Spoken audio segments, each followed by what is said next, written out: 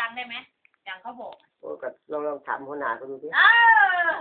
แน่นอนถามไอ้ที่คนเข้ามาเขา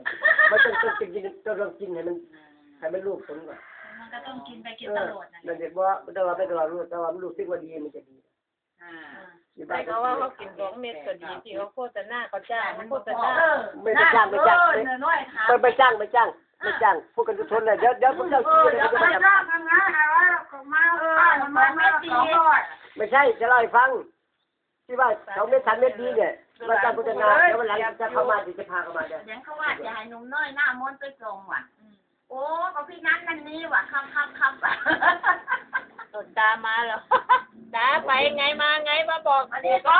อยู่ทกศแกไม่มีอะไรดอกแล้วแกฉันเรียนอยู่เรียกแกอยู่นานไปแล้วไปแล้วถามแกเจ๊แกนั่นใบอะไรเกินโอ้ไม่เนี่ยโทรศัพท์เองนี่เนี่ยใช่ไหมเนี่ยมาเก็บเงินจะลองเบิ้ง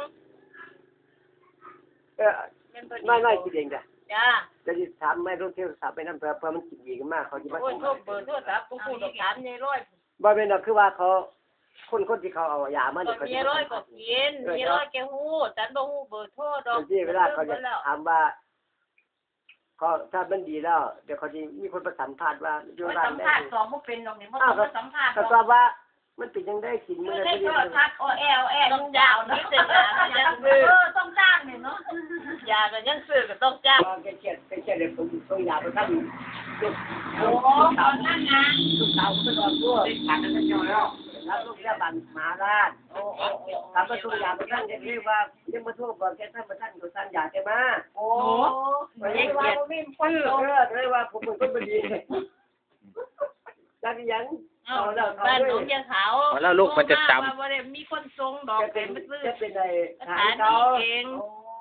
เอาแล้วกินไปสักวันเนี่ย2 เม็ดก็10 เม็ดนี่กันเดี๋ยวไม่ได้ใช้เวลากินหมด10 เม็ดแล้วบ้านหลังก็กินเดียวแล้วหยุด2 วันมันก็มื้อพอดีเลยหยุด2 วันน่ะกินทีละเม็ดวันหนึ่ง2 เม็ดที่นี่ตอนแรกวันหนึ่ง2 4 เม็ดที่นี่ก็นั่นเด็กก็ได้แค่5 วันคนนั่นเดี๋ยวจอยนี่ได้5 วันไอ้จอยก็ได้3 วันหลวงพ่อนั่นที่2 วันหลวงพ่อแกว่ากิน2 เม็ดแกเดินแล้วบ้านไหนว่าพ่อบ้านไหนเขาจะฟังไม่ได้ฟังเลยว่ามาจากไกลๆพุ่นล่ะบ่มีบ้านเฮาดอกก็ได้ก็คนก็มีว่าเพิ่นเพิ่นปากไม่ใช่ดอกก็เขาทำบ้านอีสานมันขายดีเหรอมีแต่คนทั้งเลยทั้งเลยไว้ยังขาวต้องแต่ว่าหัวลุกหัวหลอดว่าเขาต้อง